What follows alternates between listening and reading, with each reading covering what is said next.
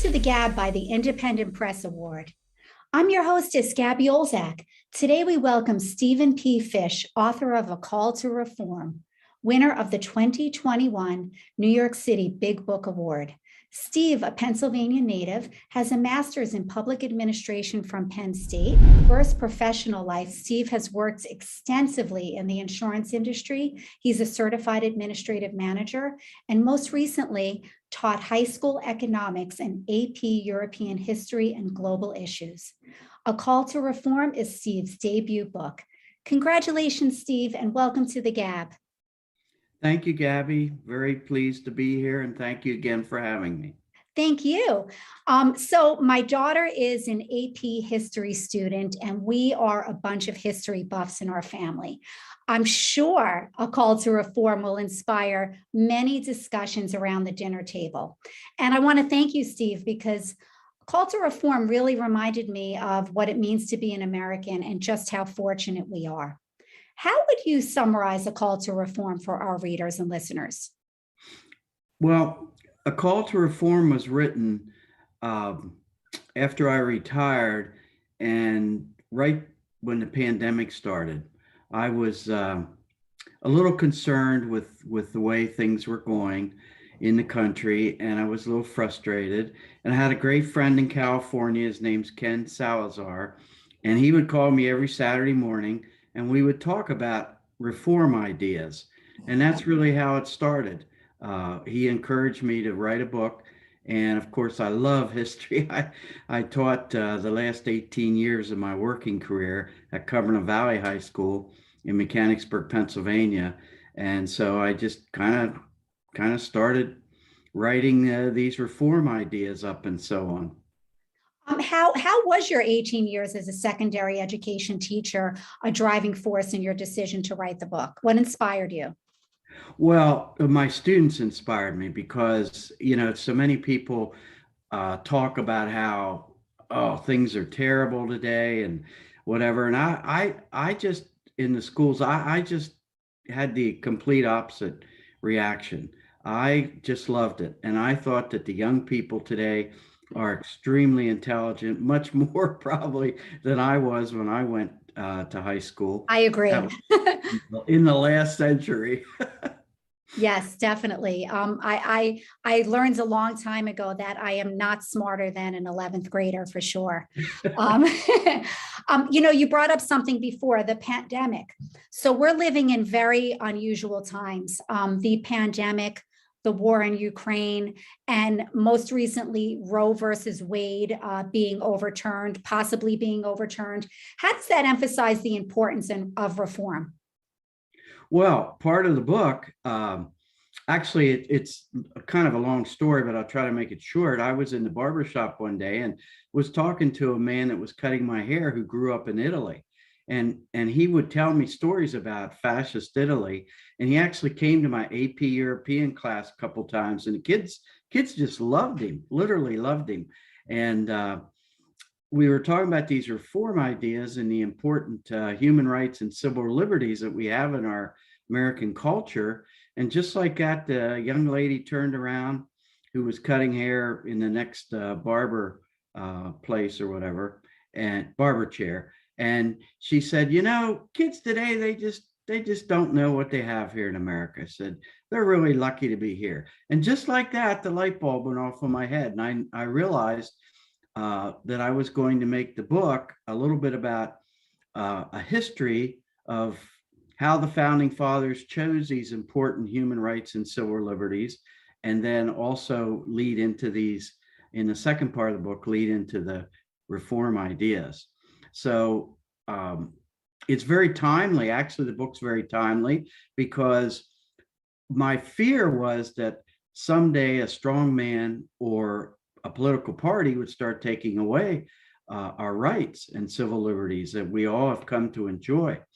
And sure enough, you turn the TV on today and they're talking about overturning Roe versus Wade. And I grew up at a time when they didn't have, when abortion wasn't legal and Planned Parenthood. And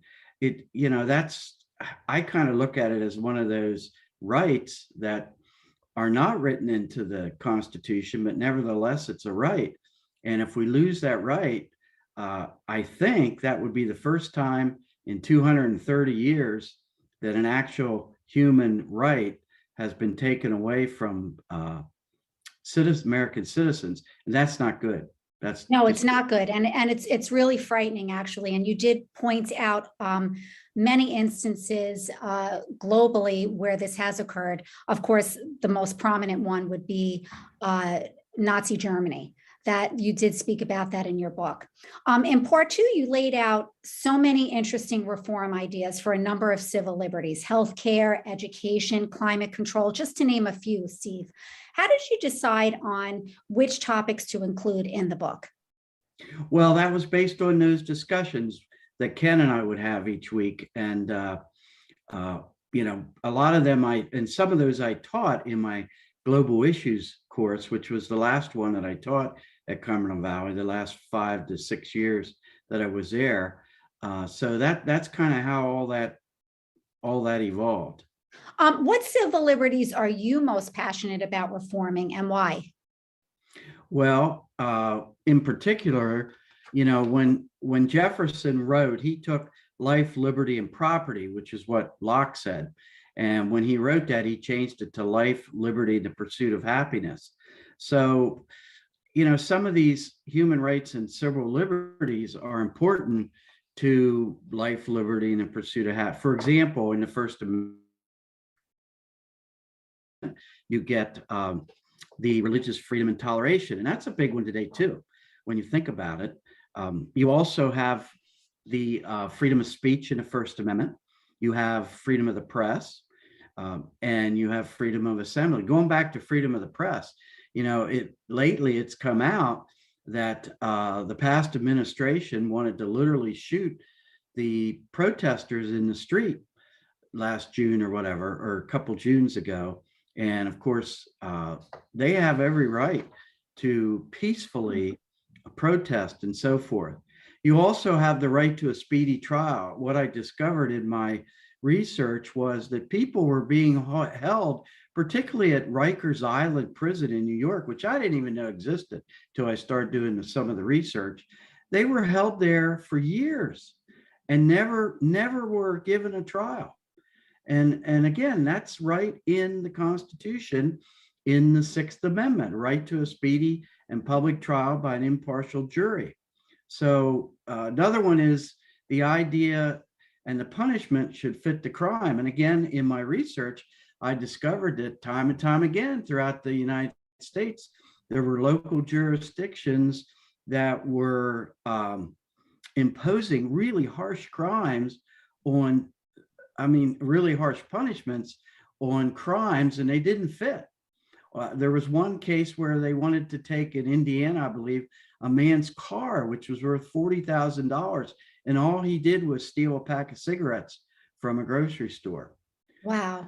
So there's all kinds of things like that that are very kind of quietly and subtly happening, and people don't realize. And that's really cutting into those human rights and civil liberties that we all have come to enjoy and we live by. That's part of our unique American culture. So, Steve, you quoted in the book as saying, "Let us come together to reform the national government in the hopes of preserving the positive aspects of America's unique culture." So often when one hears the word reform, it seems like it could sound like a radical change, but I gather that you're not saying that. What is your idea of reform, and what does it mean? Well, to me, reform goes back to the original founding fathers, where they put in a type of government that allows us, the American citizens, to make changes each generation in a non-violent way by passing bills, and we can add amendments to the Constitution and all kinds of things. So I kind of consider myself a middle of the road person. I try not to be on the radical left or the radical right. In fact, when I was in school, I re-registered as an independent so that I couldn't influence kids one way or another, because I just didn't think that was right. But when you think about reform, like let's take, for example, these are things that people have asked for in some case 30 years. And we haven't been able to get this pushed through because of things like the filibuster and whatever. A good case in point is term limits for senators and House of Representatives. It used to be that people would be elected when of course the Constitution first started, and they would come there. They weren't even paid. They would do the business of the country, and then they would go back home. But the perks now that those representatives and senators have is just incredible. And the thing is, though, people have a right to change the Constitution, and they can do so, but they have to believe in that. You can't vote as a tribe all the time. You have to, like they say, 60% of the people believe in term limits. Okay. So, don't elect, I don't care whether it's a Democrat or Republican, but don't elect somebody that's not for that, because you'll never get it changed if that's the case. And there's all kinds of things like that, Gabby. It's just incredible, the things that could be done to reform the modern government and make it more efficient to people. Healthcare. You talked about healthcare earlier. Do you know that most people out there think we have the greatest healthcare in the world? Well, I hate to tell you, when I was teaching, I discovered we're like ranked 19th in the world. We do Wow. not have the greatest healthcare in the world. And we can change that. And by the way, we're the only industrial nation in the entire globe that doesn't have a basic healthcare program for all its citizens. So So you talk about how we can change it. How can readers become part of the discussion and play a role in the reform? How do they become well, active? I'm glad you asked that. We have a website. It's at www.acalltoreform, and we're just kind of getting it up and started. And actually, it's been there about a year. But we're hoping that we can get people to go there and read about our reform ideas and make comments, and maybe even eventually we'll have a registry. And we'd like to get enough people that eventually somebody in each state would kind of take the lead and go in and give a copy of our book to the senators and representatives, in the hopes that we can get something done. By the way, on that website, eventually we're going to rank the things that are important. I think, making it easier to vote is probably up there at the top, because everything flows from that. But then you have term limits and all kinds of stuff. So many issues, as you said. So just tell us, Steve, why then do you think A Call to Reform is an important read? And how do you hope it will impact readers' lives? Well, thank you for that question. That's a great question. I hope it helps people to better understand what it means to be an American, because if that happens, I hope they will begin to engage politically, meaning talk to each other, because people don't like to talk about politics anymore, even at family affairs and whatever. But if they begin to engage politically again, perhaps we can get this effort going to modernize the federal government, and most importantly, protect and preserve our unique American culture with its human rights and civil liberties. And we can do this for future generations. That's what it was all about. We started this movement to try to preserve those civil liberties and human rights, and maybe even add a few, because there's things that, women are not treated equally in this country. There's no question about that. And they should be treated equally, and things like that. It's been a long fight, for sure. And I urge readers and listeners to pick up A Call to Reform, because it's an education and it's an eye opener. So Steve, this is your first book. What was the writing, publishing process like for you? Oh, I'm still learning. I thought I retired. I was going to just have a great life and retire and do whatever I wanted, but it's like learning a whole job over again. As a retired teacher, I didn't have, tons of money, and publishers in the beginning said, "Well, what's your budget?" And I said, "Well, I don't know. I've never written a book before." So they said, "Well, unless you have 20 or 30,000, we can't help you." Well, as a retired teacher, I didn't have 20 or $30,000. So I put together, Ken and I actually put together a group of people. In fact, the book is actually set up for publication in California. And there was a lady in California that Ken knew that looked through it for grammar. And then I found a man that I worked with here at Cumberland Valley who was outstanding. And he was a grammar teacher, and they called him the mean green or the mean lean grading machine. So he went through it again too. So basically we put together a group of people. We were able to get it on Amazon and Barnes and Noble. And now we're trying to find maybe a publisher or somebody who would help with marketing or a printer so that we can get hard copies made and maybe get them into bookstores. Bookstores and even quite possibly into schools. That's an avenue, and libraries that you should look into. So Yeah. Any words of wisdom for aspiring authors? Yeah, don't give up, just kind of pursue it, write your thing. Everything will fall into place. It might take years. Like in my case, I'm still looking for people to help with marketing and how to get it in. And you're exactly right. I've had umpteen people tell me after they read the book, oh, this would be great in a junior high or a early senior high class, civil problems of democracy, where they could talk about these ideas and things. But you have to be able to know how to do that, to get it into schools and also get it into bookstores and things. And I'm still learning with that. It is a process. So Steve, what's next for you? Do you have plans for another book? That's a possibility. As soon as I can get the marketing worked out on this one, there are some reform ideas that were not in the original book, like this filibuster thing that comes up time and time again.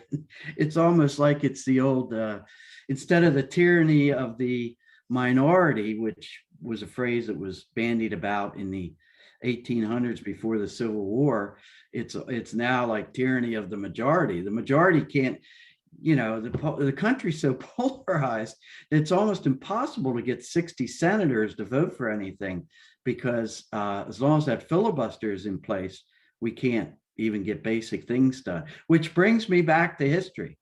In Poland, one of the reasons that the country disintegrated before World War I, and then it did come back eventually, but in their legislature, they had to have unanimous approval to get anything done. Imagine that. Yeah, imagine that. They never got anything done. And the filibuster's not quite as bad, but it's causing almost the same problems here. So well, Steve, I may write another book. Well, you certainly have an awful lot to say, and we would love to hear some more. So Steve, thank you so much for joining us today. This is Gabby Olzak of the GAB. Join us next week when we talk with Liz Bensley, author of The Glimpse.